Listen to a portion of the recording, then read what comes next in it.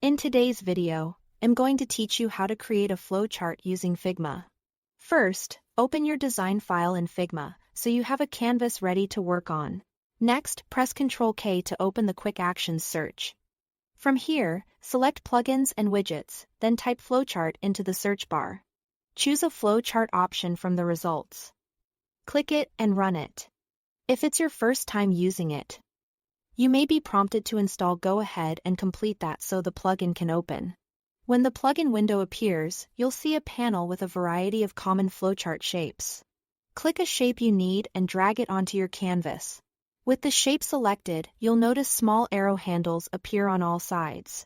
Click one of these arrows to automatically create a connector, and if the plugin supports it, a new shape in that direction. This makes it easy to build your flow left to right or top to bottom without manually drawing each line. Repeat this as needed to add more shapes and build out your process. As you place each step, keep your spacing consistent so the path reads clearly. To fine-tune connections, press and hold the Shift key while working with a connector arrow. This reveals direction and routing options so you can adjust the line shape. Switch between straight or elbowed lines to keep crossings to a minimum and guide the eye along the intended path. Add clarity by labeling everything. Double-click any shape to add text, and double-click on connectors to label decisions or conditions.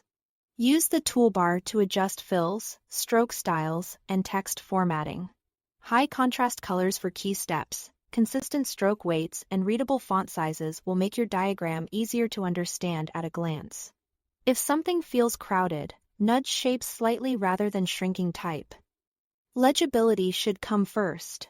To save time, consider pre-built flowchart templates available in the Figma community. From Figma's main page, click Community, then search for flowchart templates. You'll find ready face-to-face shapes and layouts that you can choose and customize. Replace the placeholder text with your own labels. Update colors to match your brand or project. And rearrange steps while keeping the structure the template provides. That's the full workflow. Thanks for watching.